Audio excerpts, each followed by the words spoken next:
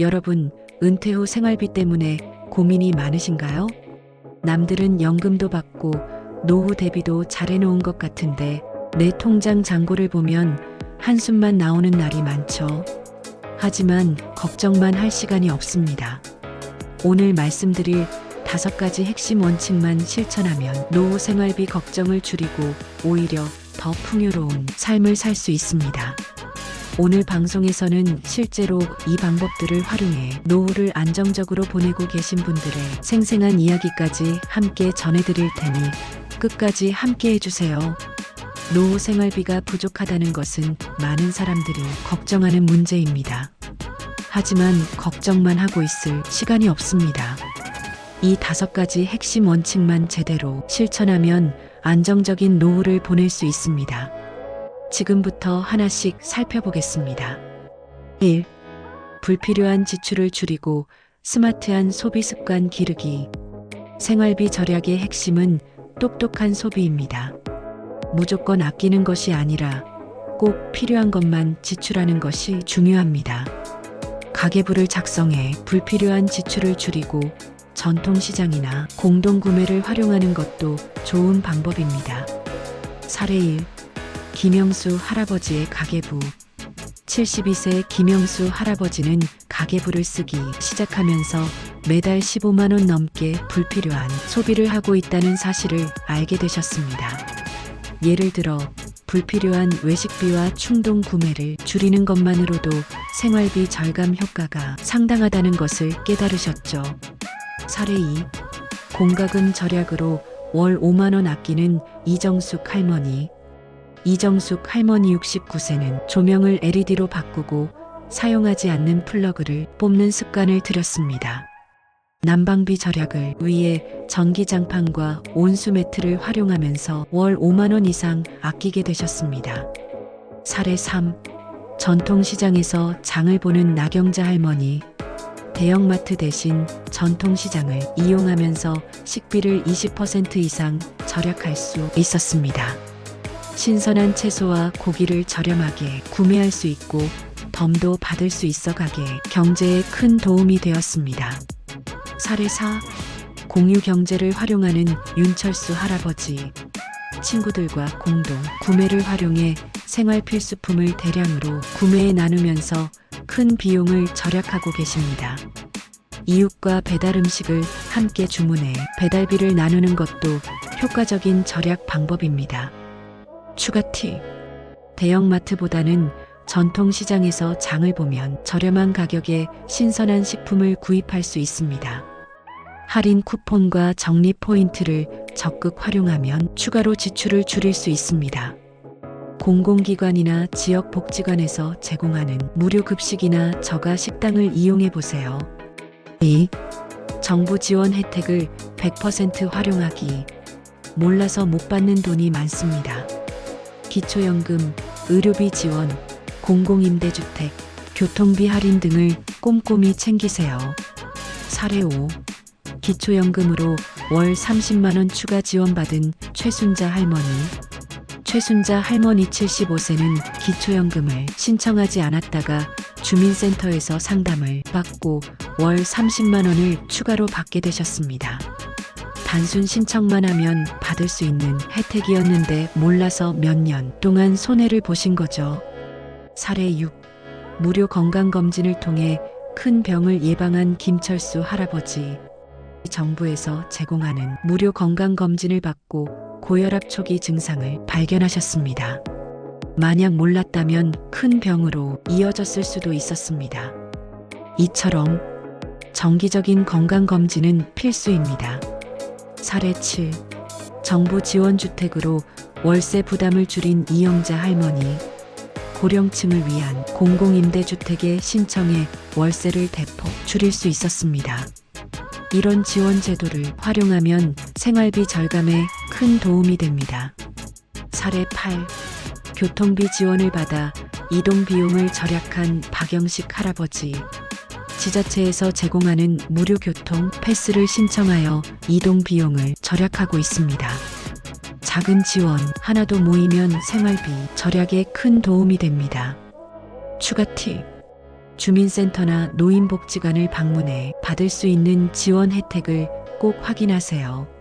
무료 건강검진 프로그램을 활용해 의료비 부담을 줄이는 것도 중요합니다. 국가에서 제공하는 저소득층 대상 공공임대주택 신청도 고려해 보세요. 3. 새로운 소득 창출 방법 찾기. 돈을 절약하는 것도 중요하지만 추가적인 수입이 있다면 훨씬 여유로운 생활이 가능합니다. 요즘은 나이에 상관없이 할 수 있는 일이 정말 많아요. 특히 건강이 허락된다면 자격증을 취득하거나 취업을 고려하는 것도 좋은 방법입니다. 온종일 근무하지 않아도 되는 다양한 직업이 있으니 한번 알아보는 것도 추천드립니다. 사례 5. 경비원으로 제2의 직업을 찾은 김철수 할아버지. 김철수 할아버지 71세는 은퇴 후 생활비가 부족해 경비원 자격증을 취득하고 아파트 경비원으로 취업하셨습니다. 하루 6시간 근무로 무리 없이 일을 하시면서 한 달에 100에서 120만 원의 안정적인 수입을 얻고 계십니다. 사례 6. 카페에서 바리스타로 일하는 이영자 할머니. 이영자 할머니 67세는 젊었을 때부터 커피를 좋아하셨고 노후에 바리스타 자격증을 따서 동네 카페에서 파트타임으로 일하고 계십니다. 손님들과 대화도 나누고 활력도 얻으면서 월 80만 원 이상의 추가 수입을 얻고 있습니다. 사례 7. 도서관 사서로 재취업한 박정우 할아버지. 박정우 할아버지 74세는 책을 좋아해서 동네 도서관에서 단기 근무를 시작하셨습니다. 주 3일 하루 5시간씩 일하면서도 월 70만 원을 벌고 있고 책을 읽는 즐거움도 함께 누리고 계십니다. 혹시 도서관 사서로 일하고 싶다면 각 지역의 공공도서관 홈페이지나 지방자치단체의 취업 정보 게시판을 확인해 보세요. 또한 노인 취업 지원센터나 한국노인인력개발원 www.kordi.or.kr 에서도 도서관 사서뿐만 아니라 다양한 단기 및 시간제 일자리 정보를 제공하고 있으니 참고하시면 좋습니다. 사례 8. 학원 보조교사로 활동하는 최경자 할머니. 최경자 할머니 69세는 과거 교사로 일한 경험을 살려 초등학생 방과 후 학습지도 보조교사로 일하고 계십니다. 시간당 1만 5천 원의 보수를 받고 주 4일만 일하면서도 월 90만 원 이상을 벌고 있습니다. 사례 9.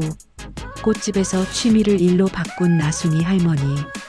나순이 할머니 68세는 평소 꽃을 좋아해서 플로리스트 과정을 수강하고 작은 꽃집에서 파트타임으로 일하고 계십니다. 하루 4시간씩만 일해도 월 70만 원의 소득을 얻고 계시며 본인이 좋아하는 일을 하며 즐거운 삶을 보내고 있습니다. 사례 10. 유튜브 채널 운영으로 추가 소득을 얻은 박순자 할머니. 박순자 할머니 70세는 취미로 키우던 반려식물을 소개하는 유튜브를 시작했어요. 처음엔 그냥 식물 키우는 이야기만 올렸는데 점점 구독자가 늘어나더니 유튜브 광고 수익까지 생겼죠. 지금은 한 달에 30에서 50만 원 정도 벌고 계세요. 사례 11. 온라인 강의로 수익을 창출한 김선희 할머니. 김선희 할머니 75세는 오랫동안 요리를 좋아해서 자신만의 비법을 온라인 강의로 만들었습니다. 처음에는 무료로 시작했지만 입소문을 타고 점점 유료 강의로 발전해 한 달에 50에서 80만 원 정도의 추가 수입을 얻고 계십니다. 사례 12. 중고 물품 판매로 용돈 마련한 최길순 할아버지. 최길순 할아버지 72세는 집에 쌓여있던 오래된 물건들을 온라인 중고 거래 사이트를 통해 판매하기 시작했습니다. 쓸모없다고 생각했던 물건들이 하나둘씩 팔리면서 한 달에 20에서 30만 원 정도의 용돈이 생기고 있습니다. 사례 13. 재택근무로 소득을 창출한 박영식 할아버지. 박영식 할아버지 68세는 글 쓰는 걸 좋아하셔서 온라인 기사 작성 아르바이트를 시작하셨습니다. 하루에 2시간만 투자해서 한 달에 40만 원을 벌고 계세요. 요즘은 스마트폰만 있으면 집에서도 충분히 돈을 벌 수 있는 시대입니다. 이처럼 건강이 허락된다면 일자리와 자격증을 통해 새로운 직업을 찾는 것도 좋은 선택이 될 수 있습니다. 프리랜서로 자유롭게 일하거나 시간제 근무를 활용하는 것도 방법이 될 수 있습니다. 꼭 온종일 일하지 않아도 하루 몇 시간씩 가볍게 일하면서도 수입을 얻을 수 있는 기회는 많습니다. 자신에게 맞는 방법을 찾아보세요. 추가 팁. 온라인 강의를 활용해 본인의 경험을 나누면서 소득을 창출할 수 있습니다. 자택에서 가능한 재택 근무의 원격 상담, 번역, 블로그 운영 등을 고려해 보세요. 공공기관에서 운영하는 노인 일자리 지원 프로그램도 적극 활용하세요. 4. 건강관리로 의료비 절감하기. 건강은 곧 돈입니다. 나이가 들수록 병원비 부담이 커지는데 미리 건강을 관리하면 의료비 지출을 줄일 수 있습니다. 사례 9. 매일 걷기 운동으로 약값을 줄인 박정호 할아버지. 박정호 할아버지 73세는 하루 30분씩 걷기 운동을 시작하셨습니다. 덕분에 혈압이 안정되고 약을 줄이게 되셨습니다. 작은 습관이 큰 의료비 절감 효과를 가져온 것이죠. 사례 10. 건강한 식단으로 병원비를 절약한 김미경 할머니. 채소 위주의 식사를 하면서 당뇨약을 줄일 수 있었습니다. 건강을 유지하는 것이야말로 최고의 재테크라는 것을 몸소 체험하셨습니다. 사례 11. 무료 체육시설을 활용한 이순자 할머니. 지자체에서 운영하는 무료 체육센터를 이용하면서 건강을 유지하고 있습니다. 체육관 회원권을 끊지 않아도 충분히 운동할 수 있는 방법입니다. 사례 12. 건강보험 혜택을 최대한 활용하는 최경자 할머니.